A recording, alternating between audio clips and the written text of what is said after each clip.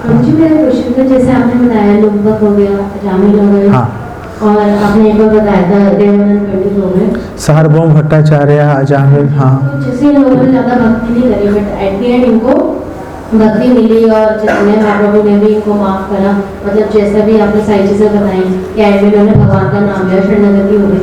लेकिन जैसे वो थे भरत महाराज थे, तो उन्होंने एंड में जब हिरण को देखा था, उनकी शक्ति हो गई थी, तो उनका अगला जन्म हिरण होगा।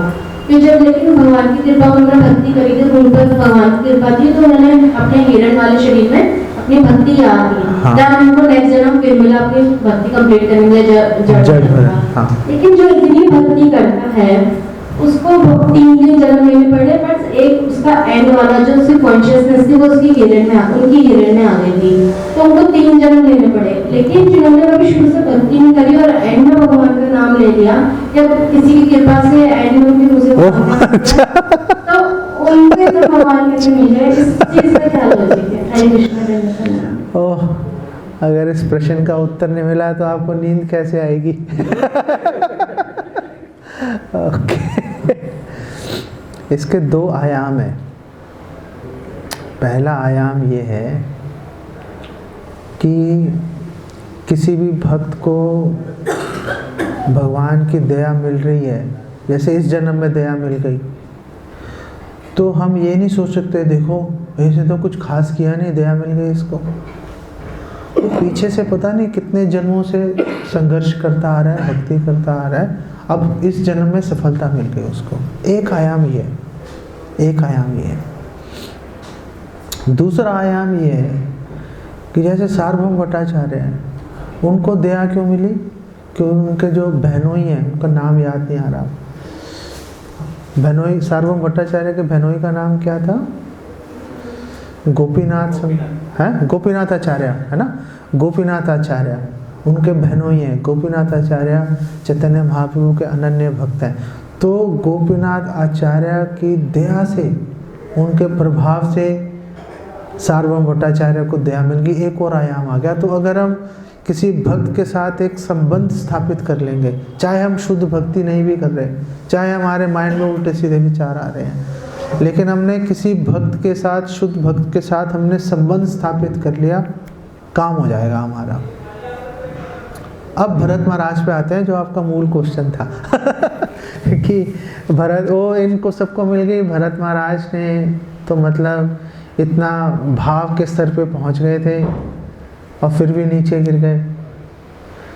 एक्चुअली भरत महाराज हमारे आचार्य से एक्सप्लेन कर रहे हैं, विश्वनाथ चक्रवर्ती ठाकुर एक्सप्लेन कर रहे हैं, वो कह रहे हैं कि भरत महाराज जानबूझकर नीचे गिर गए। जानबूझ के नीचे क्यों गिरे वो? इसके पीछे कई कारण हैं। पहला कारण ये है कि भरत महाराज ये दिखाना चाह रहे थे, आप कितने भी उन्नत भक्त हो, अकेले मत रहो। अकेले रहोगे मरोगे, अकेले रहोगे मरोगे, अकेले मत रहो। कितने ही आप, हम मान लिया कि आप हरे कृष्णा बोलते हो, आपकी आंखों से आंसू बह रहे हैं, रोम हर्षण हो रहा है, मान लिया, अकेले मत रहो। अकेले रहोगे तो मरोगे, अकेले रहोगे तो मरोगे। ये भरत महाराज ने अपने उदाहरण से सिखाया। और दूसरी बात, जो मुख्य कारण है कि भरत महाराज का पतन क्यों हो गया, कि भरत महाराज ने ये सोचा कि अभी मेरी भक्ति इतनी परिपक्व नहीं हुई, मुझे और टाइम चाहिए। परिपक्व हो चुकी है, परिपक्व हो चुकी है, लेकिन भरत महाराज सोच रहे हैं अभी परिपक्व नहीं हुई, मुझे टाइम चाहिए। नीचे गिर जाता हूँ, टाइम मिलेगा, भगवान का और विरह मन में लेके आऊँगा तो फिर देख लूँगा। नारद जी के साथ भी ऐसा ही हुआ था।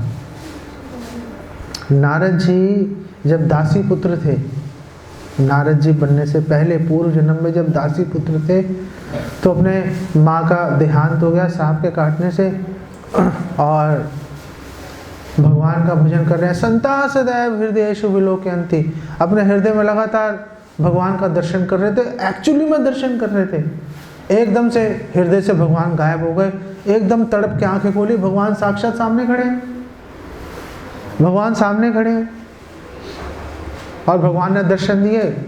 अब जब दर्शन किए नारद जी ने, तो दर्शन से संतोष तो भगवान के जिसको दर्शन होते हैं वो कभी संतुष्ट नहीं होता, और प्यास बढ़ जाती है और तृष्णा बढ़ जाएगी भगवान का दर्शन करने का। जो जिसको भगवान के दर्शन से संतोष हो रहा है, इसका मतलब उसने भगवान के दर्शन नहीं किए हैं। जो भगवान का दर्शन कर लेगा वो ये सोचेगा कहाँ गए, कहाँ गए, अभी तो यही थे। हमारे गोस्वामी भी तो ये बोल रहे हैं, हे राधे ब्रज देवी के चललिते, हे नंद सुनो कुता, कहाँ हो आप, कहाँ हो, देख रहे हैं, कहाँ हो आप, कहाँ हो आप। श्रीमती राधा रानी यही सोच रही है, कृष्ण कहाँ है। सामने होते हैं तो सोचते हैं अभी चले जाएंगे, तो विरह में आ जाती हैं, नहीं होते तो सोचती रहती हैं कहाँ है, कहाँ है। भगवान का दर्शन जिसको हो गया कभी संतुष्ट नहीं होगा, वो ये बात है। तो नारद जी ने दर्शन किए और प्यास बढ़ गई उनके भगवान का दर्शन करने की। अब भगवान ने उनको ऐसा वज्रपात किया उनके ऊपर। भगवान तो दर्शन देते हैं संतोष देने के लिए, लेकिन नारद जी के ऊपर तो वज्रपात कर दिया भगवान ने। भगवान ने बोला देखो अब मैं जा रहा हूँ, तुम्हें दर्शन दे दिए, अब दोबारा दर्शन नहीं दूंगा। ये कोई बात हुई? क्यों नहीं दोगे आप दोबारा दर्शन? मतलब ठीक है, मैंने आपका स्मरण किया, आप प्रसन्न हो गए, आपने मुझे दर्शन दे दिए, दोबारा स्मरण करूंगा, दोबारा संतुष्ट हो जाना, दर्शन दे देना, क्या प्रॉब्लम है आपके लिए? भगवान ने कहा अब नहीं दूंगा। आप पढ़ लेना भागवतम, भगवान कह रहे अब नहीं दूंगा दर्शन दोबारा। क्यों?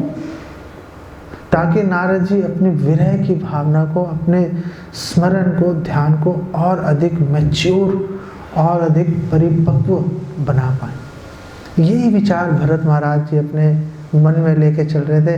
उन्होंने बोला अभी बात नहीं बनी, नीचे गिरता हूँ, नीचे गिरूंगा, दूसरों को सीख भी मिलेगी और मुझे भी और टाइम मिल जाएगा भगवान का और अधिक स्मरण ध्यान करने का, इसीलिए नीचे गिर गए वो।